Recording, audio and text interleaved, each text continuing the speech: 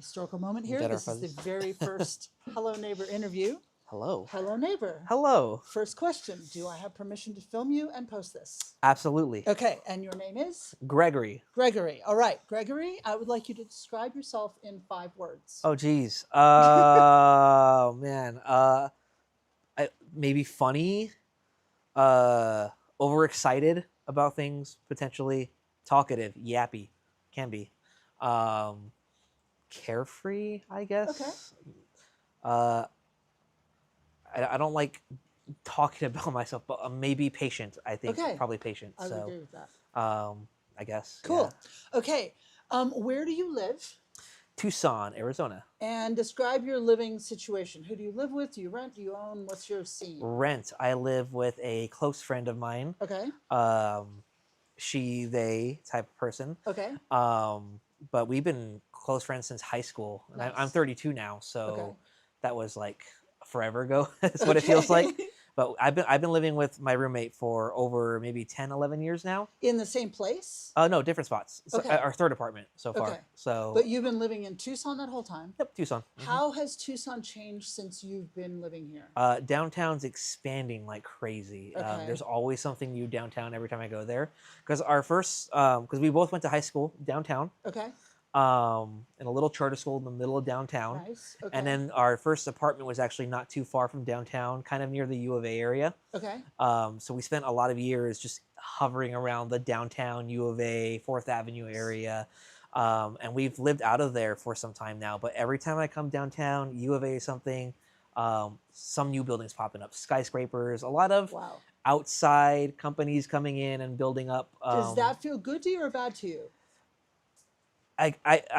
My immediate association is a negative feeling. Okay. Just because there's the problem of gentrification, a lot of historic neighborhoods and homes getting removed to put in these more modern skyscrapers, student housing, Starbucks, all that kind of stuff. And did you move out of the center of town because of finances? Yes, but in a positive way, meaning we got more money and we could move closer to somewhere where we worked. Oh, nice. Or where my roommate was working. Okay. And we got a nicer apartment. So, yeah. What's your favorite thing about living in Tucson? The wildlife that kind of surrounds the area. We're in the middle of this old Western cowboy pew pew desert kind of environment. It's really cool. Despite not liking the heat a lot of the time, it's a dry heat. You know, all that stuff. Yeah. I can't complain too much, sure, but I will anyways. Yes. Beats Mississippi. For sure. Tucson has a much more small town, kind of more liberal leftist kind of vibe to it, which I like compared to Phoenix. Like when people think Arizona, a lot of people from out of state will think Phoenix, and Phoenix is crazy. It's hot. It's fun. There's a lot of fun stuff to do there, but it's crazy. It's hot, and it's a lot more politically on the right a little bit. So and you can see it reflecting in some areas. Does for sure. Tucson feel safe to you as a place to live? I think so. Yeah. Okay.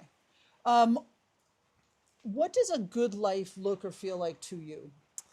Not caring what anyone else thinks about what you're doing, what you wear, whatever, the ability to be as weird as you want, as carefree feeling as you want. Okay.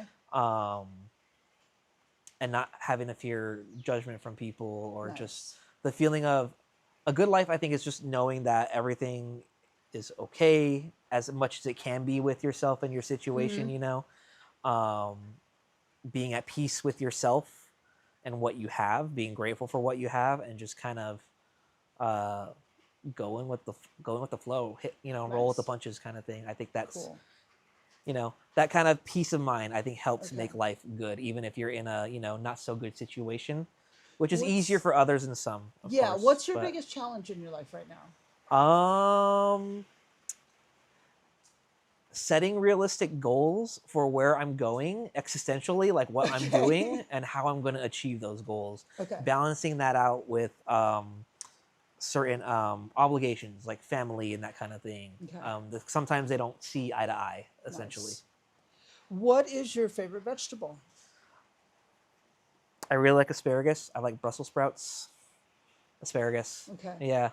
What's something you know more about than most people? Oh man, so much useless, a lot of useless Useless knowledge is when it fine. comes to Star Wars stuff, like the books, the lore, all the Okay. background stuff, because I was really into that when I was little to now, honestly. Okay. Not as much nowadays, but definitely, I mean, I could list a whole bunch of obscure random facts that's Cool. nobody needs. I don't need that much space in my brain for that.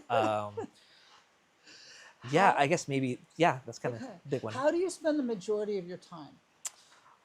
It feels like work. Okay. And what do you wish you had more time for?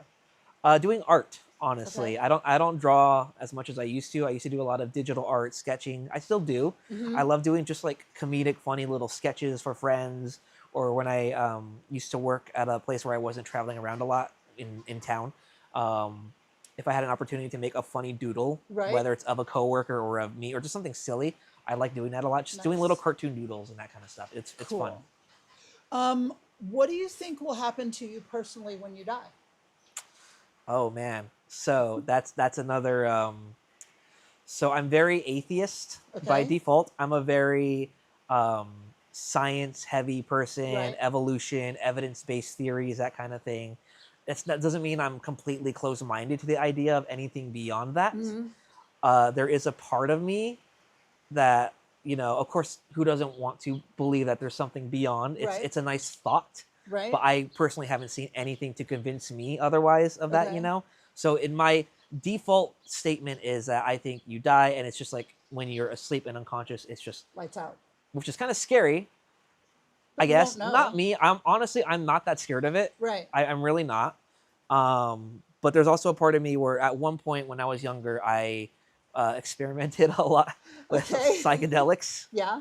mushrooms, LSD, that kind of thing. Mm-hmm. Um, and I had a weird moment for one of those trips where I experienced something, I guess maybe one that feels very like, I don't know, profound, supernatural. I don't know Okay. how to describe it without going into the whole story about it. Um, but like, there's a weird element of that that's like permanently stuck to me, of something that's like beyond, that's good. It's Okay. kind of almost like this weird feeling of, there's a point where I was in this state of mind, and I wasn't me Okay. anymore. I was part of the universe. Mm-hmm. It sounds so cheesy, Yeah. but when you're in the moment, and you're obviously, your brain's on substances, so everything feels times 100. Right. So it was this really euphoric, strange feeling of like, I'm not Gregory, I am this little dot in the cosmic soup of the universe, and it's Nice. all one thing. And something about that felt really real, Mm-hmm. which is interesting because I grew up very Christian. So Okay. I grew up in a very right-wing Christian household, very spiritual Christian too. Mm-hmm. Um, so we like the version of Christianity we grew up with. My mom raised me on was it leans towards what's called Pentecostal. If you Okay. know anything Yep. about that, Yep. yeah. So Pentecostal, holy rollers, that kind of Yeah. thing. And I have no no judgment against that. Right. It's what we grew up in. It just never fully clicked for me. Right. There's a lot of moments where we were in church or with my mom, and like spiritual things were happening, in Mm-hmm. regards to the Bible and devils, and like, there's a Right. lot of like demons and people being cast out, evil spirits being cast out, or just like waves of feeling from God that you're supposed to feel during like Right. services or prayers, like intense physical, stuff you're supposed to Yeah. feel during this kind of thing. I never got that. I never felt anything. Okay. I always had a lot of questions that never got answered properly, Yeah. and I was kind of like, okay, whatever, I'm not buying this at some Okay. point. So my No whole life, gnosis. it's been very like, evolution, science, that makes sense to me because at Yeah. least it provides a backing and reasoning to everything, Right. and everything else I grew up on, the spiritual Christian stuff just made no sense. And it still makes no sense to me, honestly. Right. But that experience that I had on those substances, it stuck with me. And Right. it's in a weird way, because just not to drag this out too long, but Yeah. for the longest time, I genuinely had this fear of, after leaving the Christian church and all that kind of stuff, Mm-hmm. of, in the back of my mind, like this, what if I'm wrong? What if I die and I wake up in hell? Yeah. What if, despite how confident I feel about this, what if I'm completely, just an idiot, and everything I grew up with was true and Yeah. correct, and I die, and suddenly eternal torment or whatever they teach Right. you. That experience that I had, the cosmic soup experience, where Right. I wasn't me anymore, gave me this weird permanent feeling of everything is going to be okay. Nice. I'm not worried anymore. And ever since then, I've genuinely had this, like, I'm not afraid to die. I'm not looking to die. I'm not going to go, ride a motorcycle off a ramp or something. I'm invincible. Not at all. Right. But it's like, if I was told I'm going to die tomorrow, that'll suck. But at the same time, there's a weird part of me that's like, okay, that's fine. I accept it. Where before I used to have like okay, did I fuck up here? Am I going somewhere? No more. I genuinely don't have that anymore. Nice. So that's the closest to an afterlife, like everything's going to be okay. I return to the soup kind of thing, feeling. It's the best way. You like soup. Right.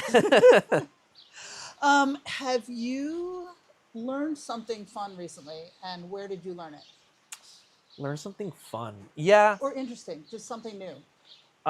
Something new. I have a bass guitar at home that I never play, never touch anymore. And then I was just looking for really easy beginner songs to learn. Okay. Just for fun, because I wanted something to do one night other than like play games and stuff. So I learned the bass tab to Feel Good Inc. Gorilla song. Okay. So it's a very simple, easy one to do. Did you learn that from the internet, from another person? Internet video, yeah. All right. Because I don't really have anyone to teach me guitar, so I just looked it up. Do you have access to the healthcare you want and need? At the moment, yes, I think I do. I just signed up for my healthcare with my work right now. Okay. I haven't had a chance to actually go out and test it out yet. It's good not to need it. I rarely go to the doctor anyways. Honestly, I haven't had any issues come up. I haven't, nothing's prompted me to be like, uh-oh, I need to check this out, you know? So I've been lucky in that regard. So I think I'm set on that at the moment. When's the last time you read a whole book? Actually read, because I do a lot of audible, like listening kind of stuff. So that works. Audible, full book. I'm going through the Lord of the Rings trilogy right now, because I never actually read them. I love the movies. I never read the books. I just finished book 1, Fellowship, last month, and I'm currently on the way here. Actually, I was listening to book 2. How does that stack up to the movies? It made me realize, as long as the movies are, because you got to watch the director's cut version, or like 3 hours each. Yeah. The movies zip by so quickly compared to the books. Okay. Like, so much extra stuff happens in the books, understandably cut out of the movies, but you don't realize like how much extra character, development. Recommend or not recommend? Absolutely recommend. 100%. Okay. Yeah. Cool. They're a classic for a reason, I'm learning. So, yes. Yeah. What do you love about living here on planet Earth? What makes you happy to be alive in this body? Seeing human interaction, honestly. Okay. just having weird friends and having, just meeting different kind of weird people. Just the interesting ways humans have shaped the planet for better and also for worse, honestly. The world around us. I think humans are really interesting, and our ability to manipulate the earth around us and the resources we have and do crazy, look at the internet, cameras, stuff like that. It's insane that someone thought about that kind of stuff, at some point and globalized it. It's crazy to me. I don't know. Describe a good person. A good person, someone empathetic. Okay. Someone who's not afraid to go out and help somebody. Okay. Even at their own risk or cost. Obviously there's always a balance, a healthy balance to everything. But, someone who's just not afraid to put, or, not going to put a second thought in, should I help this person out? Should I listen to them? Empathy is a big one for me, I think. So, yeah. What did you have for breakfast this morning? What did I have? I had a Red Bull. I didn't have time to eat. I had to go straight to work. And I slept in a little bit. So, what's your favorite thing to have for breakfast? Oh, man. That's tough. Honestly, like a really good French toast. Okay. Really good, like with like either strawberries or like an apple cinnamon kind of French toast. Okay. Yeah, nice. I really like that. And how often do you get to have that? Once a month, Once maybe. A month. Yeah. All right. Which is more than I would think. So yeah. If you got a checklist when you paid your taxes, and you could say the 3 top priorities that you wanted your money to go for, what would they be? Pay off my debt. Pay off. No, this is taxes. Oh, taxes. Yeah. So your tax. Oh, money, where they're going to? Yes, I see. Okay, cool. Public education. Okay. It's pretty dog water right now Yeah. in this country. Teachers don't get paid enough. Our students are not learning enough. So definitely education. Second, into things maybe I know maybe a lot of people view it as useless, but programs like NASA, exploratory science, yes, just understanding research around the world around us and space, all that kind of stuff. I think that's nice, cool to know. You know, the more we learn, you know. And third, mental health services. For sure. Cool. Probably mental health second. And that, what 3 things would you absolutely not want your tax money spent on? Police. Okay. At least in terms of militarizing police, we don't need that, honestly. I think we need police for certain scenarios for sure, but like they don't need to be decked out in ARs and body armor and tactical vehicles. Maybe save that for SWAT for shooting situations, you know, that's fine. But beyond that, your neighborhood doesn't need a tank rolling through, you know. Less on the military. We waste so much money on the military. Every country, unfortunately, needs a military. That's just the realistic, you know, humans have sticks. We're going to hit each other with it. But we spend so much in projects that go nowhere. We spend so much in experimental nonsense. Like billions of dollars just go into just ships, prototypes, missiles that just end up not being used. And that's just wasted. Wrong kind of science. Yes. What else do we waste our tax money on? Jeez.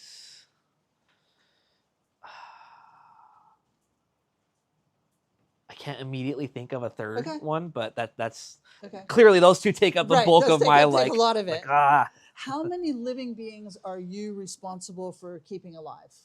Or even partially responsible, like 1, 2, 3. Okay. I think the rest can manage themselves. Okay. Yeah. And what are those 3?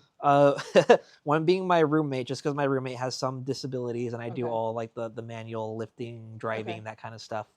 My cat. My little 8-year-old son cat. Relies on me. And my dad, actually, at the moment, just because he's going to be getting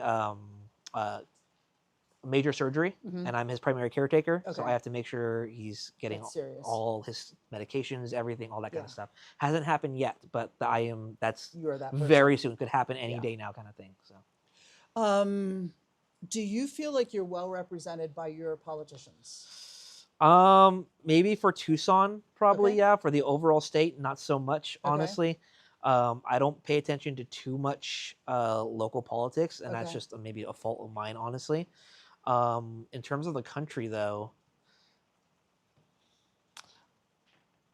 it feels like it, just given the current administration, you know, it feels like anyone who's not in the, you know, saying yes to everything our current administration wants to do, you get kicked out of the way or swept under the rug, forgotten, defunded, all that kind of stuff. So I guess overall, no. But locally, it feels a little better. Yeah. What kind of person would you be most excited to vote for? Someone who displays empathy, honestly. Someone that shows that, you know, their interests are for helping out the people who cannot help themselves in this country, even if it means, you know, throwing our tax dollars to that, you know. I think that's real important. Yeah, someone who also just shows that they're aware of a lot of the issues that our current administration, you know, brushes off as unimportant, you know.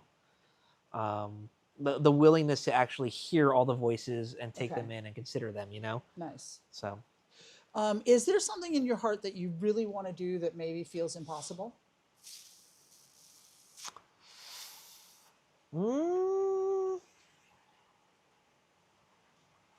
Yeah, you know, honestly, being in film, honestly, making movies, that kind of stuff. That was my initial major was film and animation, doing film, and of course it's all possible naturally. You know, I just got to do it. What's the time in the to way it. of that right now? My willingness to want to do it, especially when, you know, you spend a lot of time working, you go home, there's so much limited time, and then I spend that time either playing games or trying to do other hobbies I'm trying to do too. There's my personal issue is I have a lot of interests, and I don't know how to You know, I'm juggling every time. It's like priority thing. 1 week it's this, I'm focused on this thing. The next week I'm focused on something else. You know, I can't just narrow in and lock in on one thing and master that. It's hard to just, you know, to pick between. What do you think the biggest challenge we're facing as a country is right now? Man, this administration. Okay. It's just how openly careless it is and how openly fascist leaning it is. And I know that word is thrown around so loosely now, but it really nowadays it means a lot more, honestly. Just because it's just crazy how there's no accountability for a lot of these departments, a lot of the way you know, immigration is being enforced in such aggressive, unchecked ways. And that the people at the top are just like, no, it's fine. You know, they're doing their job. They can do whatever they want, you know? And anyone who speaks up against it, bringing up, you know, the way law is supposed to be handled and you know, all these procedures we have had in this country for, you know, over 100 years, 200 years, you know, are just being thrown out the window. And anyone who's being like, no, we set up these laws for a reason, they're being called liars, traitors, you know, it's insane. It's insane that there's actually a crowd out there for that loves that. Like a big crowd. People, you and me, like people on the ground, you know, not politicians, not people in suits, not people directly benefiting from this, people who are probably hurting from the system that they're praising, and they're all for it. It's a lot of like social warfare, a lot of like, you know, own the left, own the libs, you know, we'll show them, you know, even if they're getting stepped on too at the same time, they don't care as long as their team is winning, you know? It's insane that reaches all the way to the very, very top. So it's an issue. So if you could ask everyone in the country one question, what would it be? What do you see that's wrong and what are you going to do to stop it? All right. Yeah. That is fair. And that's a wrap. Okay. Cool, Thank you very much. Yeah.